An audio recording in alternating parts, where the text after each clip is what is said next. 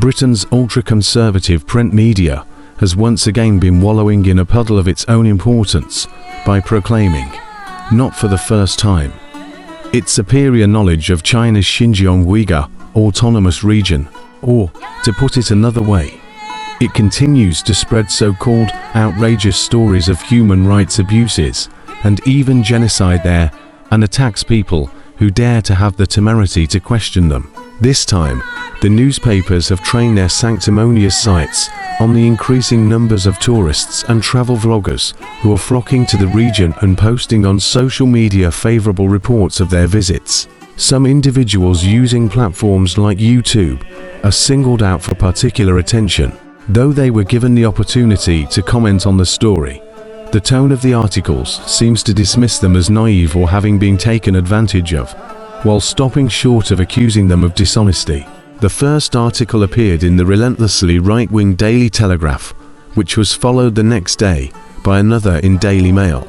As the Daily Mail report essentially aped what had already been said previously, it can be dismissed as simply a crude piece of unoriginal China-bashing clickbait. The Telegraph's analysis was at least original, and its approach methodical, but it appeared to make the mistake of assuming it could not be wrong, and thus took the standpoint that anyone who disagreed with it and blogged favorably about Xinjiang could not be right. The vloggers were described as carefree, cheerful, happy-go-lucky, and awestruck. The language jars with a grim description of Xinjiang as somewhere that, the article says, suppression, abuse, and political indoctrination are ubiquitous. The author implies that the Britain's comments chime well with China's own state propaganda machine and than reality, and that the visitors are being used by China to present a positive image of Xinjiang to the world to legitimize its own narrative. This is said with no sense of irony or consideration that the Telegraph might itself be guilty of uncritically presenting a Western narrative. It includes China's denials, but dismisses Beijing's explanation for the extraordinary security measures in the region in just a few words. Beijing justifies it as necessary to fight terrorism. This glosses over the very real horrors which have cost hundreds, if not thousands, of people their lives in waves of terrorist outrage over many years, and which Beijing believes was the reason for relative security measures, which are now being eased. The paper ignores any suggestion that its assertions are widely challenged even outside China.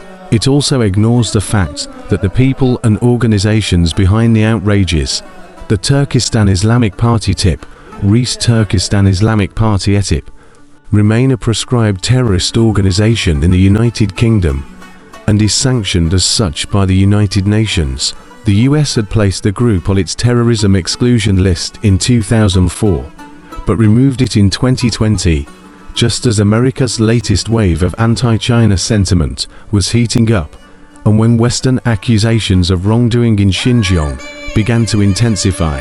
Quite a coincidence. Perhaps Washington decided that yesterday's terrorist was today's freedom fighter.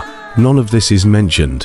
What does get a mention is the Australian Strategic Policy Institute, a defence think tank funded by the Australian and several overseas governments and agencies. The sponsors include the US State Department and defence industries, the American military-industrial complex. An ASPI expert is quoted to lend authority to the story. How independent does that appear? Perhaps it should have looked beyond its own rhetoric and quoted instead Barry Saltman, Professor Emeritus at Hong Kong University of Science and Technology and an expert on Xinjiang. In a frank and wide-ranging interview about the SAR, he told the South China Morning Post recently, all these claims made about Uyghur genocide, or forced labor, arbitrary detentions, basically they have no cases to present with regard to any of those claims. There's absolutely no evidence of any person being forced to labor. Political bias is a defining characteristic of Britain's newspaper industry, and the Telegraph and Daily Mail are perfectly entitled to hold their own editorial opinions. But Xinjiang is one of the weapons of mass distraction with which the West regularly attacks China. In presenting an uncritical view of Western governments' attitudes, the paper itself was promoting propaganda.